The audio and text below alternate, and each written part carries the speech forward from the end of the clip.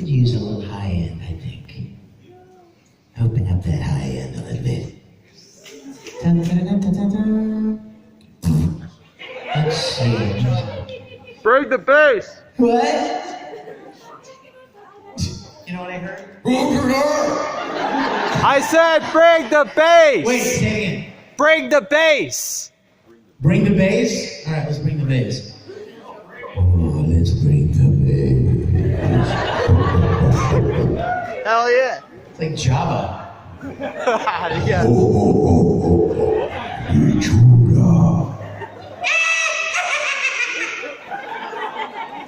We'll just do all Star Wars today. How about that? Strong with the dark side, yes. Yes. Come on in, you guys. You missed everything. Oh, we'll just stop. We're gonna stop turning dials now. It's a bad idea. No, it's a bad idea, really. Oh my gosh, this is my favorite hour of water. And it's open. Anything, somebody gonna spin in this, right? Yeah.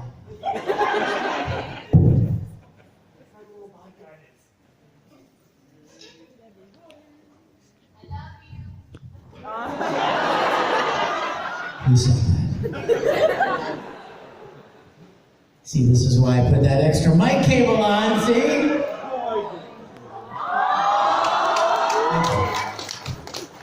And now somebody will write, Vic Mignogna's a pervert. Oh man. Oh my gosh, I totally did this wrong. You guys distracted me.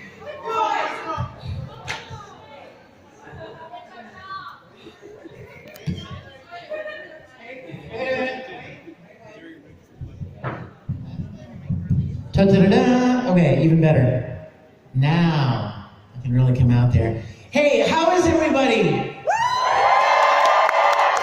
You guys, I'm not kidding you when I tell you, I still did it wrong. Hold on. Hold on.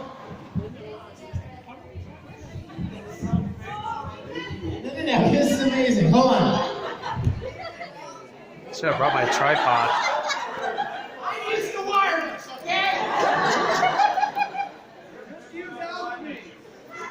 Says he's out me. And now we perform the test. Yay! Keep coming. Oh yeah. Right here. See, that's something John Barrowman would do, and he would get away with it. But somebody's going to post on Facebook, Vic Mignogna's a pervert. I saw with my own eyes he was sitting on some girl's lap. And then he took her clothes off and made her wear an Edward Elric costume and then took her back to his hotel room. Do you know, I've read that. You know what, I don't mean to start the panel dirty, but I will. I literally read, hi guys, come on in, everybody. Dang, dude, that's a great haircut. Whoever did that, did you right? I would have one Super Saiyan, please. That's amazing. I know it's not Super Saiyan. Somebody in here is being like, that's not Super Saiyan. I know. Just the first thing that came to my mind. You know, like I read somewhere, Vic Mignogna likes to take Edward Elric cosplayers back to his hotel room. Oh, damn. What? That is such a lie. It's Winry cosplay. Damn! Hey Dave, that was a joke. Dave, I was joking. That was a joke. I was just kidding. But I just don't understand some of the crazy things people write. It's so funny. Huh? Yeah. What is wrong with people? You know, can I get heavy for 1 second? You know, I watch stuff on the news. I want to apologize right now because this really comes from a good place, you guys. It comes from my heart, and I love people, and I want the best for people. And I see stuff on the news, and you know, if you're able to look past what they did and ask yourself why, Did they do it? You know what I mean? Why do these things happen? In my mind, that's where the conversation should be. You understand what I mean? For instance, if this sweet girl here decides to go on a killing rampage with a chainsaw, right? Some moron somewhere is going to go, we should ban chainsaws! No. That's just what she used. What was inside her? Do you see what I'm saying? What was it that motivated that in the first place? There are a lot of, you know, you guys, here's where I'm going to turn this positive.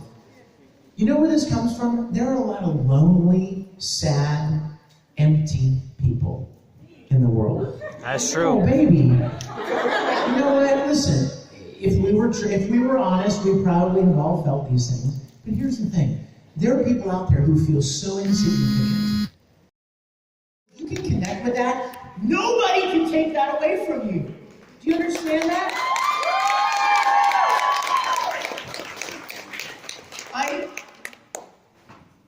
I want that for you guys.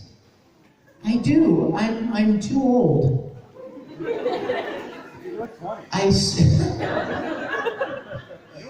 Get your eyes checked.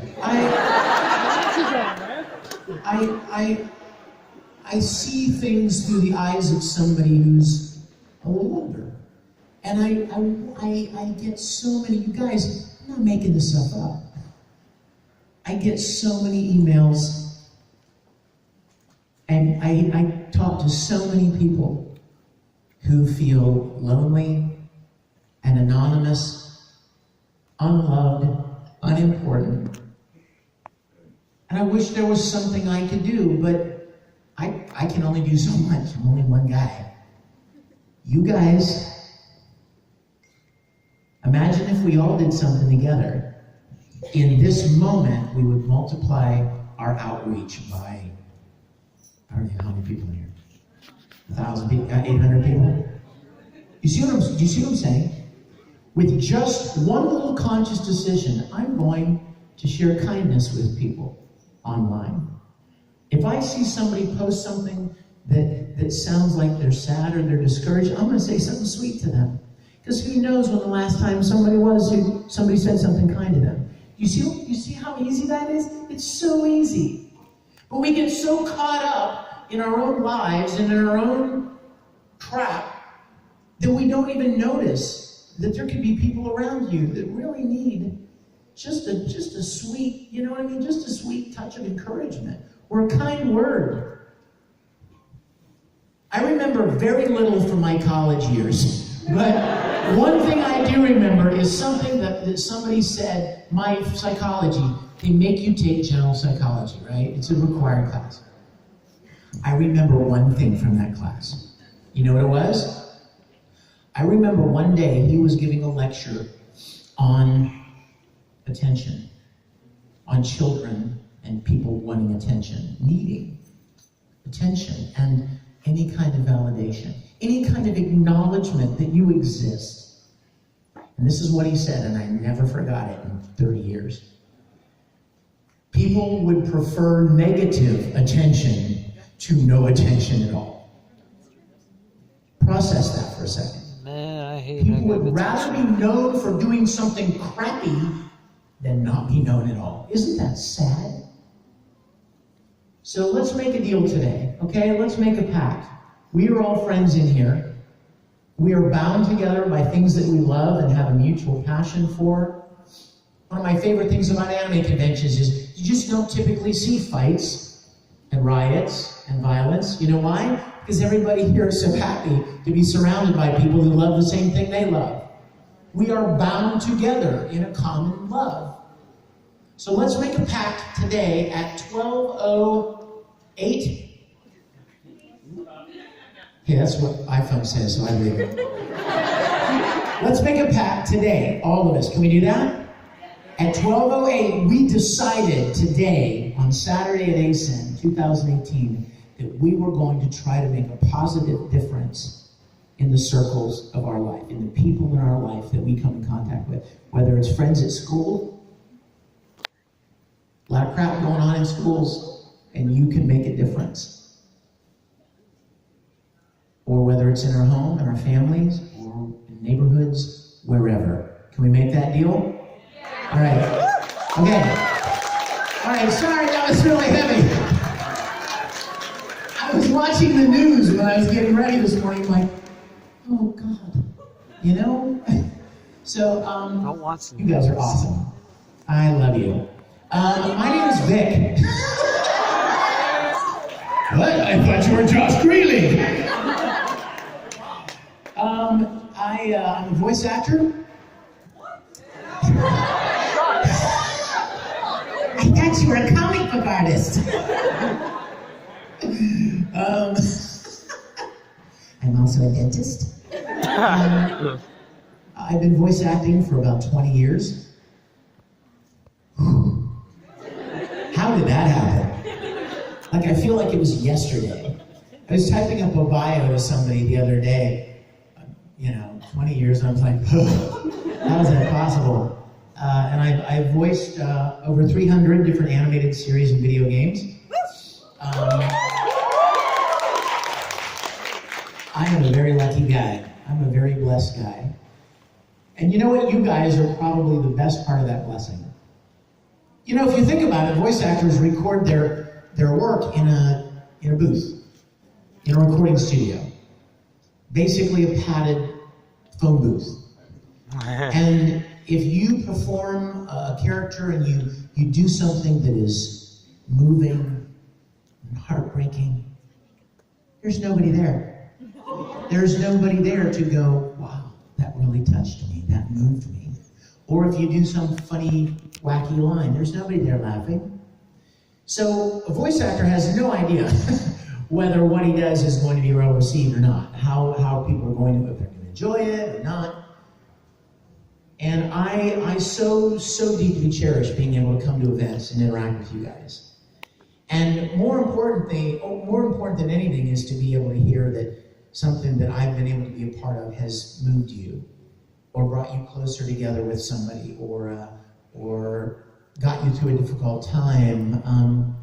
I am so grateful for that. I've had the privilege to be a part of a lot of really wonderful shows, from The Alchemist and Oran High School. Oh, I love Tamaki. Long live the poor. Look at that face. Beautiful inside and out. And you are a beautiful commoner.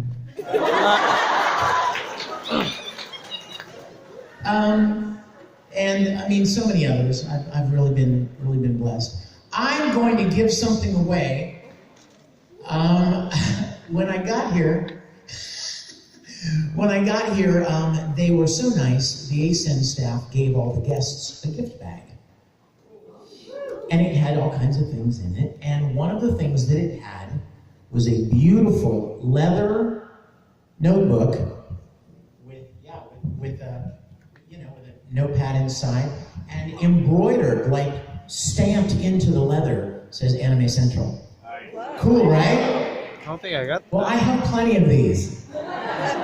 So I decided that I would give it to one of you. So I'm going to ask a trivia question. Let's see, we'll make it a Full Metal Alchemist question. Make it easy. Everyone's like, crap, I haven't seen that show. Okay, it's got to be a good one though. I'm going to make it really hard, okay? We'll start with a hard one, and then if everyone's like, what the hell, bro?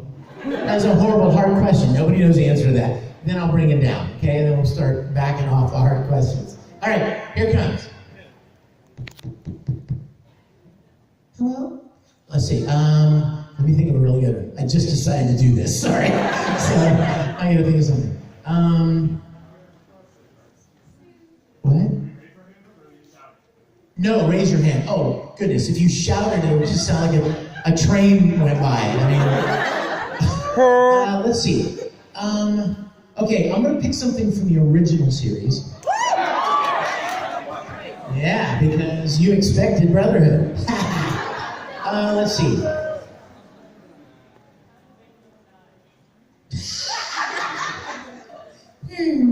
No.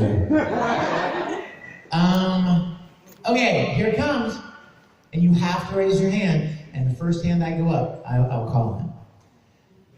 What? Yes, what's the answer? What other role did I play in Full Metal Alchemist? Yeah, oh wait, I saw his hand, and he has no idea what the answer is. Watch. Yes. The correct answer.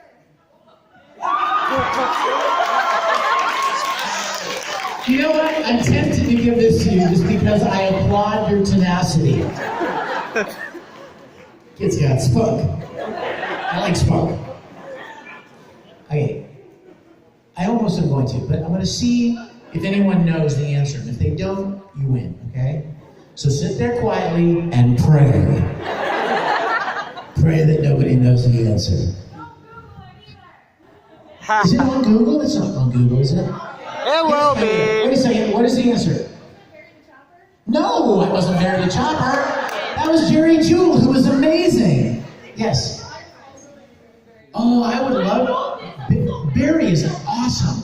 Okay, wait a minute. Any other hands? Uncle Crow? No. That's him. The Tringham. The other brother's Elric. Hey, buddy. Anybody else? Yes. Nope. I'm going to give you... I said it was a hard question. You know what that means? It's probably not a named character.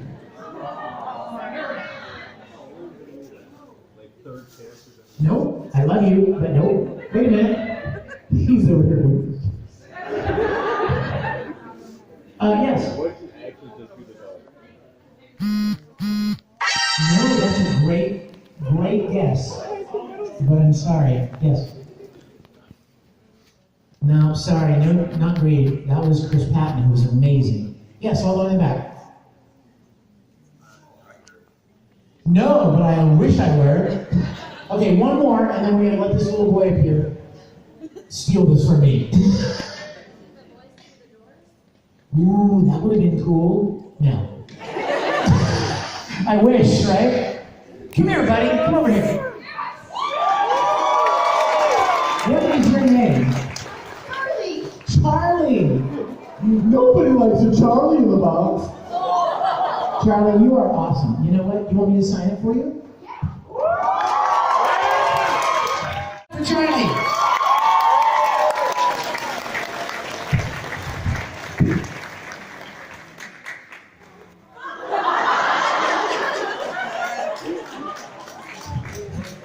Okay. The answer is... Soldier A. No, here's the answer. Here's the answer. I think it was in the episode where Ed and Al were going to look for Dr. Marco. Really? I saw that. Do you remember that they were walking along this road and they asked this old man where this city, where this town, if he knew who Dr. Marco was and where this town, what was the name of that town? I can't remember. Almost got it. No, it's not Leora. That was Father Cornella, right? That was Esther. Anyway, I was the old man on the side of the road that told Ed and Al, like, down this way a few miles, or whatever. So next time this moment happens, you'll be ready. Okay, so let me tell you a couple of things that I'm working on, and then I want to get to questions, because I want to talk to you guys as much as I can. Somebody will probably ask, what are you working on right now?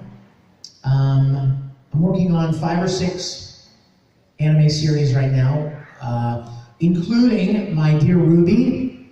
I love Ruby. I love playing Uncle Crow, and working on that right now.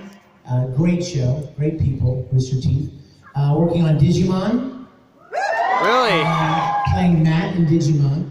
Working on One Piece as Sabo. It was really cool because I got to sing several theme songs for One Piece. But I played a couple of episodic roles. Anybody One Piece fans here? Like hardcore One Piece, yeah? Do you remember the Rainbow Mist arc? I played a couple of characters during that arc. But when they asked me to play Sabo, I'm like, yay, he's like really fun, cool. So, let's see, what else? Anyone heard of a show called Bungo Stray Dogs? I'm getting to play Rompo in Bungo Stray Dogs, which is really fun. I love him. And how many old schoolers were fans of Full Metal Panic? Yeah! Remember that? They're in Kurt's baby. Yeah! There is a new season of Full Metal Panic coming out. And everybody knows this already. I mean, it's all over the internet already about like that they're making a new season. But I'm really excited about that. I also, you know what? What's old is new again. Yep. Because you know what else they just did? They just made a new season of Sayuki. Anybody remember that show from years ago? Sayuki, and I played this character named Kugaji, and they just made a new season of that. And it was so weird, you guys, going into the studio, and they played a reference audio file of Kugaji from 17 years ago, right? And I was like, oh, and you know, crazy. And same thing with Kurt Weber, you know, to hear in your headphones you from 17 years ago doing this character, and then you know trying to back up where you started. Let's see, what else am I working on? I'm working on several other things. Naruto keeps going. Really? Well, it's coming to an end, I think. But, you know, 5,000 episodes later. Yeah, that's true. So I'm working on several things. Also, if you have not checked it out yet, in fact, nothing would give me more joy than for as many of you as possible to come tomorrow to our screening of an episode of Star Trek Continues. I know you may not be Star Trek fans, but I think you'll really love it. And it has a lot of people who you will recognize in it. The story is great. This is my childhood passion project. It is my tribute to a show that I loved when I was Charlie's age. Charlie, how old are you? 11. Yep. On the money. But it's tomorrow, and check it out online at StarTrekContinues.com. We have a great 11 full-length episodes, great cast. We've completely rebuilt the whole soundstage from the original series of Star Trek. And we're picking up right where the original series in 1969 was canceled. And then we're completing the 5-year mission of the Enterprise. It's historic. I mean, it's kind of iconic because they never had an ending. The next time you saw Captain Kirk and Mr. Spock and Dr. McCoy was 10 years later in Star Trek The Motion Picture in 1979. But by then, all kinds of stuff had changed. Kirk had become an admiral. He took a desk job, so he wasn't Captain of the Enterprise anymore. Spock had gone back to Vulcan to pursue this ritual of purging any remaining emotion. Dr. McCoy had quit the service altogether. Everybody had gone their own way. And so we've created these 11 amazing episodes to kind of fill that gap and leave everybody in episode 11 where they were when the motion picture picked them up. We're showing an episode tomorrow, and I would be most grateful if you would join me. I haven't decided which episode I'm going to show. No, it's it's going to Star be Trek. a good one. Because all of them are. Hey, David, are you in here? There he is. Hey, Dave, what time is the Star Trek screening tomorrow? And it's next door, by the way. It's in panel 3, next door. Okay? Is there anything, Dave, what time? 1? Or just 1 minute? 2 o'clock. Perfect timing. You can sleep till 1 and then come see Star Trek at 2. See how that works out perfectly, right? Charlie, I want you there. I'm taking back that. Just kidding. So who's got a question? Who's got a question? Oh my gosh, what an amazing Cobra. I actually have a request of yours. A request? Yes. What is the request? Everybody asked you to do the Brawley screen. Would you critique mine? Oh my gosh, I would love to do that. You want me to do it from here? No, come over here. Oh my god. I want to scare as many people as possible. Come over.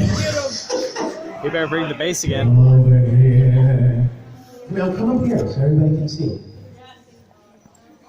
What's your name? Brandy. Brandy? Oh, Brandy. You came and you gave without taking it. Okay, Brandy's gonna do Broly, and this is the greatest day of my life. You know why? Because I'm not doing Broly. Brandy's doing it. Ready? I'm gonna give you the 3 beeps, and on the 4th beep, you let her rip. Boop, boop, boop.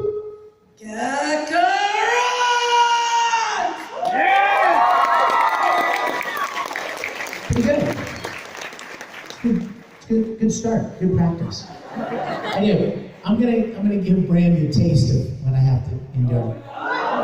So Brandy, that was really good, but I need you to push it further, and I need it to be about 3 seconds longer. Okay? Boop, boop, boop.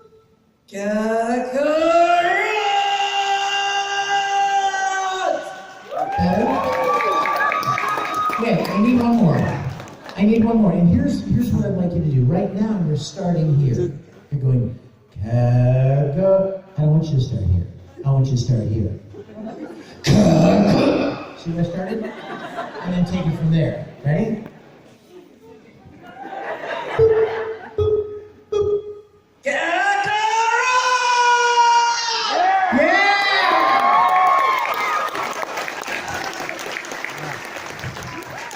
All right, who has an actual question? Yes, my dear. I don't know if you remember me from Anime Live. I do. I'm so glad to see you, sweetie. Okay, I have a question because I just I'm talking really well now. I just recently watched Star Trek Continues. Okay, listen closely, because she's about to drop some real truth on y'all. Oh, you mean spoilers? After listening to your podcast with Coach Hartman, I just want to know, where do you get your inspiration to write those episodes? Because I'm trying to write something about a dream I had a long time ago, and I just cannot figure it out. And I really just want I don't know. I appreciate the question. You guys, by the way, sorry, you're like, I wanted to talk about anime. Why do we keep talking about Star Trek? We're going to talk about anime, I promise. There's a Star Trek anime coming out, and I'm just kidding. You know what? I'm so glad you asked, because let me say something. A lot of fans, a lot of Star Trek, a lot of fans in general, make fan films. If you're a fan of Doctor Who, you make a Doctor Who fan film. You know what I mean? Or Star Wars fan films. They're everywhere, right? I'm a big Star Wars fan myself. There are dozens of Star Trek fan films. But the thing is, you could be a fan of something, but not really know anything about, making a film. That takes a whole different set of skills, right? So you can love something, but really not know anything about editing, or lighting, or camera, or script writing. So a lot of fan productions just write kind of surface stories about beaming down, or flipping open a communicator, or firing a phaser, but that's not what Star Trek was about. The reason we're still talking about Star Trek, the reason there are new movies being released and TV shows being released, is because Star Trek told stories about relevant issues, about ethical questions, and moral struggles, and social things that were going on. They're timeless. They just happen to be set in space. Because back in the day, in case you're interested, in the late 60s, you couldn't talk about a lot of this stuff on television. The network executives would be like, oh, no, we're not doing a TV show about the Vietnam War. So you know what Gene Roddenberry did? He wrote a Star Trek episode that took place on another planet that was an imagery of the Vietnam War. And he was able to get it through the standards and practices people, because it wasn't Vietnam, it was Eminiar 7, and it was a sci-fi story. But anyone with half a brain could see the point and the real theme of what it was. In the late 60s, you couldn't do a TV show about racism. if somebody just tried to do a flat, right in your face TV show about racism, the standards and practices people would be like, no, we're not touching that one. And they would shut it down. So you know what Gene Roddenberry did?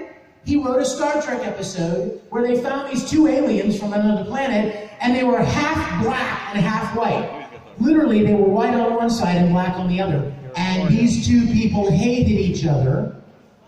And Kirk is like, how could you hate each other? You're the same. And one of the guys said, what do you mean we're the same? Are you blind? Look at me. And Kirk says, yeah, you're black on one side, white on the other. And he goes, no. I'm black on the right side. Loki is white on the right side. All his people are white on the right side. Do you see the lunacy of the argument of racism? Do you see it? He wrote this brilliant story about how foolish and stupid it was that people would make decisions and attitudes based on skin tone. And he made it so obviously absurd that he literally took it one step further and made them half and half. And they still hate each other. That's why Star Trek is great, and that's why we still talk about it. Because those stories, human dramas, and ethical things, and social questions, and moral issues, they're still as relevant today as they ever were. They're timeless. And so when I decided I was going to make Star Trek Continues, I was like, okay, I'm an actor, I write, I do plays, I make film. If I'm going to do this, it's going to be those kind of stories. Something that's thought-provoking. And as soon as you set the bar there, it's hard. Like, you could tell a million stories down here that are just kind of dumb and shallow. Fight the Klingons, you know what I mean? That kind of thing. Or you could try to find a real... So you start with a theme. What's the theme you want to tell? And then you look for an imaginative way to tell it. Can I tell you a fun one? You're going to love this one. Can I tell you real quick? I'm sorry, don't get mad. Don't get mad that we're not talking about anime. Sorry. Episode 9. I can't wait to tell you this story. I was sitting in an airport about 2 years ago, and I was on the phone with James Kerwin, one of my producers from Star Trek Continues. And we were talking about when we first discovered Star Trek. And I told him my first experience with Star Trek was on a 19-inch black and white television when I was 9 years old. To which James replied, well, you know, that was a lot of people's first experience with Star Trek was black and white. And then I said, wouldn't it be cool for us to come up with a story-driven reason for why our episode was in black and white? What we ended up with was, make a seat for this, Jen, there's one right there. What we ended up with, you guys, was a story where Kirk and Spock beam down to this planet, and when they materialize on the planet, everything's in black and white. And they don't know why. And what they find out is that there is a canopy, like a radiation canopy, that's blocking certain light spectrum from this planet. So everybody on this planet has only ever seen in monochrome, in black and white. You with me so far? As the story progresses, what you find out is that the people that live on this planet are very isolationist. They're very against anybody coming from any other worlds. They are very private to themselves. And they have all these, defenses up because other people from other planets have brought crime and violence, and they're like, we need to protect our people. And there is another world nearby, and people are constantly trying to come over, and they stop them. They have like weapons barges that are orbiting their planet that fire warning shots to keep people from coming to their planet. You with me so far? So Kirk and Spock take images of the people on this planet, and they take them back to the Enterprise. And they're sitting in the briefing room, and Spock says, these are pictures that I took with my tricorder, and the pictures come up on the view screen. And Spock says, this is what the people of Hyalinus see. This is how they see each other. And they're black and white pictures, right? And then Spock says, however, the tricorder does not use cone cells to record images. And he pushes a button and the picture turns to color, and there are different color people on their world. Oh, Jesus. And they didn't even know it. And turns out, even like friends and like people they love and are close to their whole lives, and they didn't know that this person was from this other world that they have vilified. Because as long as they couldn't see the different hair color and skin tone, they were fine. Classic Star Trek story, born from that idea of watching Star Trek in black and white. Check it out. In fact, you know what? If you come tomorrow, let's watch that one. Yes. Will you come tomorrow? Please do. Please do. Yes, my dear. Question? Non-Star Trek question. I don't know if you knew about beforehand, but what did you think about what happened to Five with his eye? Oh my gosh, Tsubasa. I loved Tsubasa. I think that was really cool. You know what was really cool about Fi was that he was always so happy and so cheerful. And then you find out that he has this huge, dark, difficult past. And I love that. I loved that. Thank you for even mentioning Tsubasa. Yes, my dear. Can we do the drum key copy line, please? Is this your mom?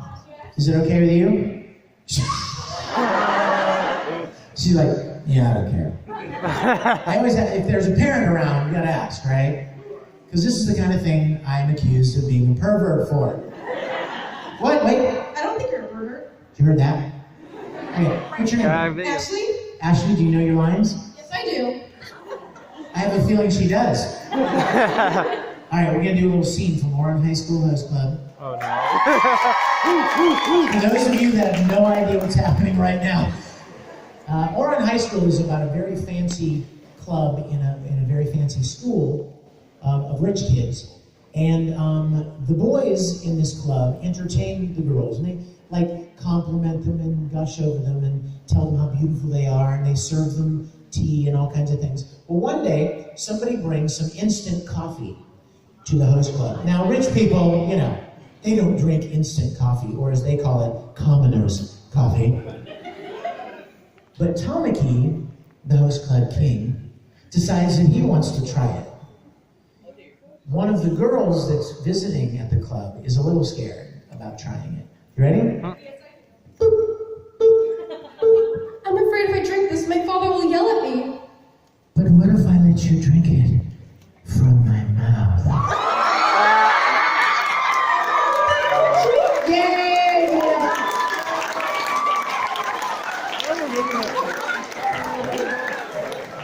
Okay, who has a question that does not involve Star Trek or lines from shows? Yes, sir. Wait, I may be able to make it to you. I heard a rumor that back in the day when you were recording the original Full Metal Alchemist series and the other Brothers Elric series, that I didn't think about this technically recording my question. That when there's a scene where he punched you in the mouth, that you had a piece of food in your mouth. Oh, yeah. The donut story? I had heard about that. Oh yes. It's lovingly referred to as the donut story. Yes. We were recording those scenes. You remember that set of episodes where the two brothers were pretending to be the Elric brothers in that town, and Ed now get there to get into this fight. And when I saw Ed, like in the next scene, his cheek had swollen all up. I was like, oh, look how cute. Oh, he's so adorable. And so I wanted to put something in my cheek to make it sound puffy. And so I went to the vending machine, and there were powdered sugar donuts in all their glory. Perfect size, puffy, yummy. And so I threw one in my cheek and started recording, but I didn't realize that there were like 2 pages or 3 pages of Ed with his swollen cheek. And it was a less than pleasurable experience. I want to say that. Yes, sir. Out of all your time in voice acting, what is your favorite scene that you've ever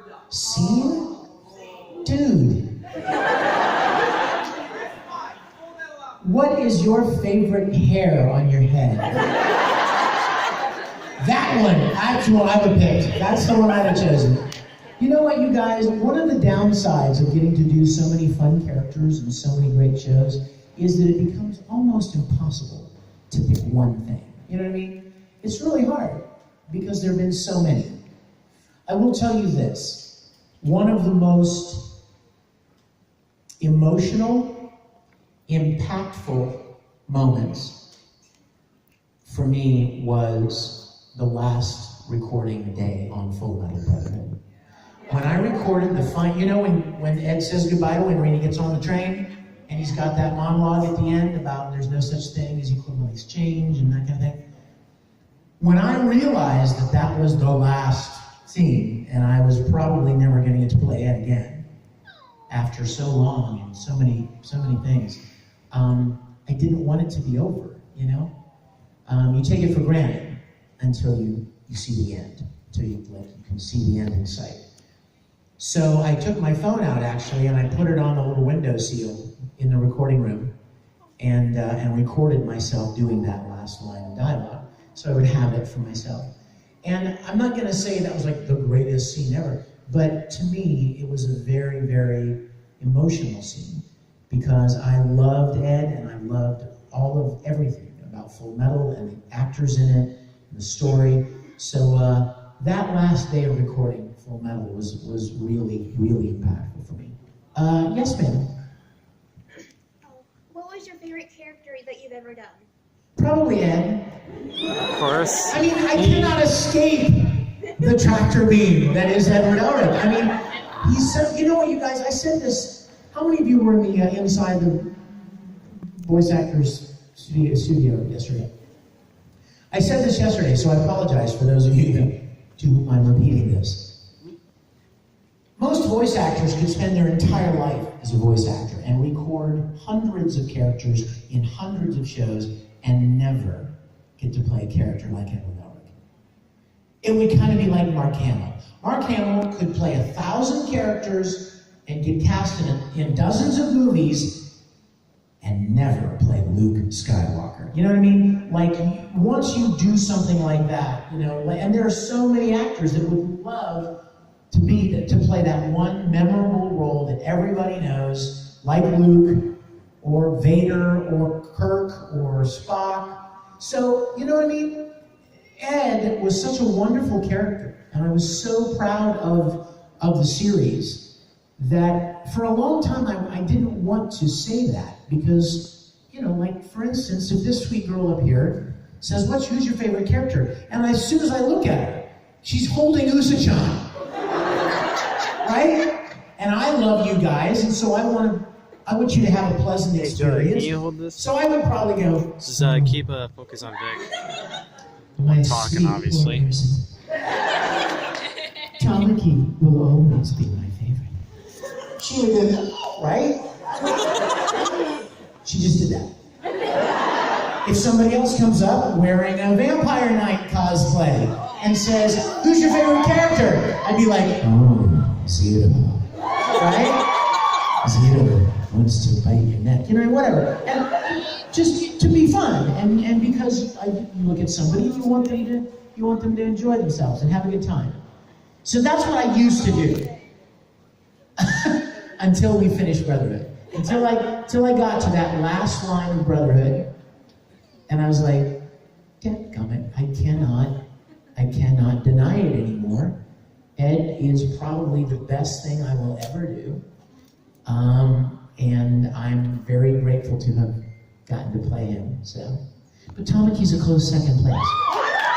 Very close, very close. Yes, sir. Since you're working in LA now, you ever thought about doing like Western animation cartoons, you know? I would love to, if I were to ever get cast in one.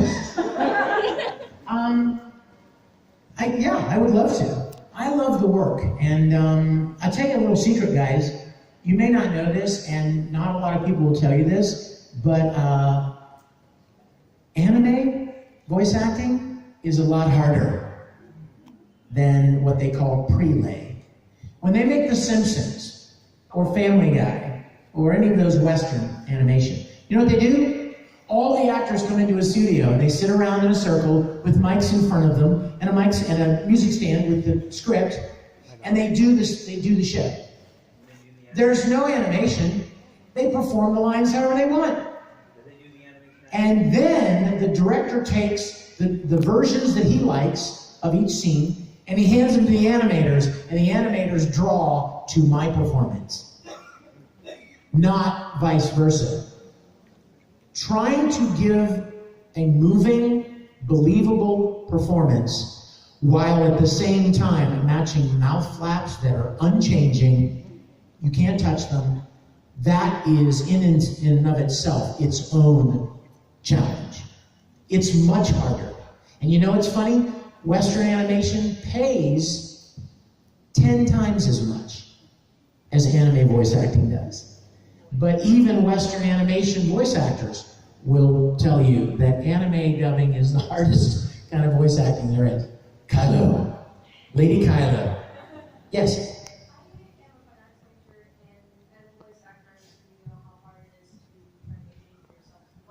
Just raising my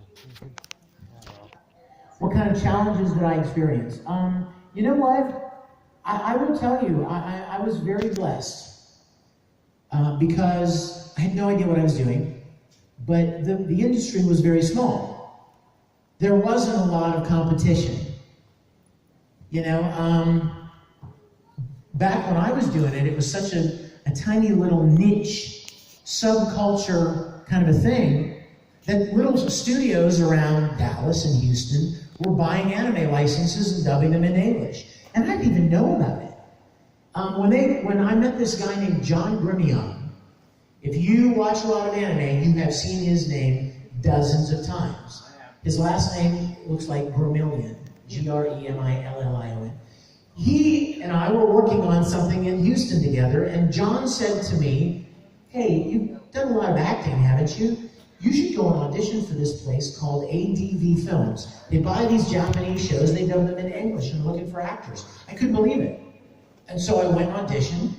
I mean, I was a fan of like Speed Racer and Kim of the White Lion and anime. When I was a little boy, I didn't even know it was anime. I just knew that I liked it. It was cool. And so for me, there weren't a lot of obstacles. I often tell people that if I were not in the industry and I tried out today, I probably wouldn't even get cast. Like, you know what I mean? I probably wouldn't even be good enough to get cast nowadays. But because there's so much competition.